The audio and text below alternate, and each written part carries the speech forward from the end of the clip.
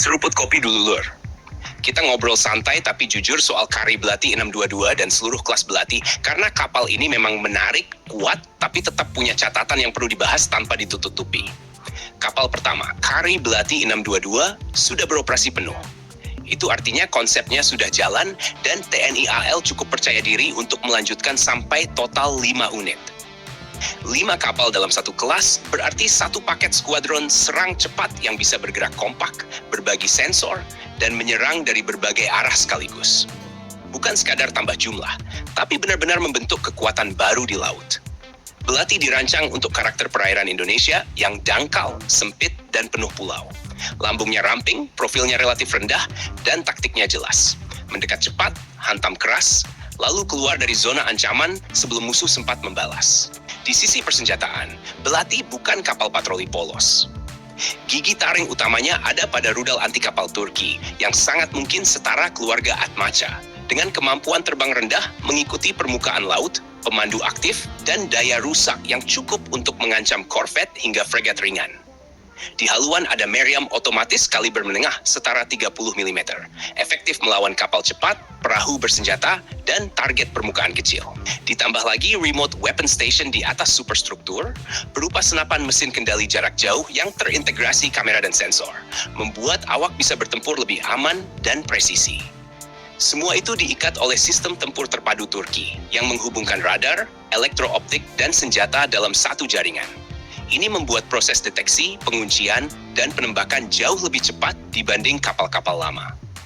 Namun Lur, di balik semua kelebihan itu, Belati masih punya satu kekurangan penting yang perlu dicatat, yaitu di sektor mesin dan kecepatan maksimum. Idealnya, untuk kapal serang cepat kelas seperti ini, kecepatan puncak seharusnya bisa melampaui 70 knot dengan sistem propulsi waterjet. Dengan kecepatan di atas angka itu, Belati benar-benar bisa menjadi predator laut yang sulit dikejar, sangat lincah, dan jauh lebih efektif dalam taktik hit and run. Faktanya, konfigurasi mesin yang dipakai sekarang masih belum mencapai standar ideal tersebut. Artinya, Belati sudah cepat, tapi belum secepat yang seharusnya untuk kelas fast attack craft modern berbasis waterjet. Ini bukan kegagalan total, tapi ruang perbaikan yang jelas untuk unit-unit berikutnya atau program upgrade di masa depan. Kalau TNI AL nanti memutuskan meningkatkan performa mesin atau beralih ke konfigurasi waterjet yang lebih bertenaga, Belati bisa meloncat kelas dalam hal kemampuan manuver dan survivabilitas. Ini akan membuat 5 kapal ini jauh lebih berbahaya bagi lawan di perairan dangkal Nusantara.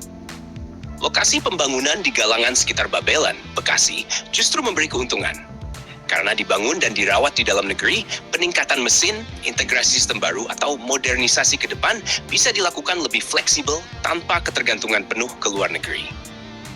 Bayangkan kalau 5 Belati nanti beroperasi bersama di Laut Jawa, Selat Sunda, atau Natuna dengan kecepatan yang lebih tinggi.